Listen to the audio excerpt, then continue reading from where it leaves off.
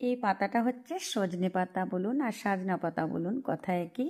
তো এই পাতাটাকে ভালো করে ধুয়ে আমি ব্যালকনিতে একদম রৌদ্র থাকতে থাকতে ভালো করে জল ঝরিয়ে শুকিয়ে নিয়েছি। এক ফোঁটাও জল থাকলে কিন্তু চলবে না।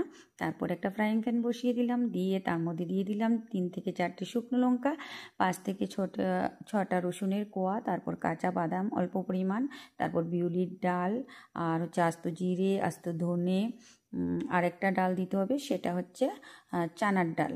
দিয়ে একটু তেঁতুল দিতে হবে, দিয়ে একটু হিং দিতে হবে, 4-5টা জিনিস লাগবে। তারপর এটাকে চুলা আঁচটা কমিয়ে ভালো করে ভেজে নিতে হবে। খুব সুন্দর একটা মিষ্টি গন্ধ বেরোয়। সবাই তো সজনে পাতার বড়া খেয়েছেন, এটা খেয়ে দেখবেন কীরকম টেস্ট লাগে। কিন্তু এটা ঠান্ডা ভাতের সাথে খেতে কিন্তু ভালো লাগে না, একদমই গরম ভাতের সঙ্গে খেতে হবে।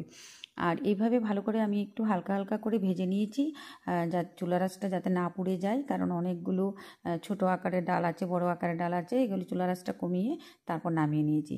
ওই কড়াইটাতে আমি দিয়ে দিয়েছি পাতাগুলো, আর চুলা আঁচটা কমিয়ে একদম মুচমুচ করে ভেজে নিতে হবে। আর হাত দিয়ে দেখতে হবে, যেই পাতাটা ভেঙে যায় মানে বুঝতে হবে যে পাতাটা হয়ে গেছে। তো এই পাতাটার যে কত গুণ আপনারা সবাই জানেন, মানে এটা এতটা একটা শক্তিকারী। এখন তো সব জায়গায় মরিঙ্গা ট্যাবলেট বেরিয়ে গেছে, মরিঙ্গা জুস বেরিয়ে গেছে। তো এইভাবে যদি খাওয়া যায় ভীষণ টেস্ট লাগে। আর দিয়ে দিলাম মিক্সচার গ্রাইন্ডারে, দিয়ে কারি পাতাটা প্রথমে দিতে ভুলে গেছি, তারপর ভেজে দিয়ে দিলাম। দিয়ে এটা কিন্তু একদম পুরো পেস্ট করা চলবে না, আধ ভাঙ্গা অবস্থায় রাখতে হবে, একটু দানা দানাদার থাকবে। তার মধ্যে দিয়ে দিলাম সরষের তেল 8 চা চামচ, দিয়ে এটাকে ভালো করে মিশিয়ে নেব আর গরম গরম ভাতের সঙ্গে খাবো। ভীষণ টেস্টি একটা রেসিপি।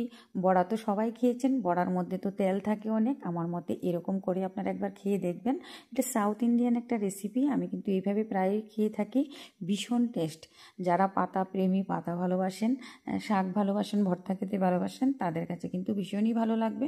আপনারা একবার করে দেখতে পারেন। কীরকম লাগলো অবশ্যই কমেন্ট করবেন। সবাই ভালো থাকবেন, সুস্থ থাকবেন।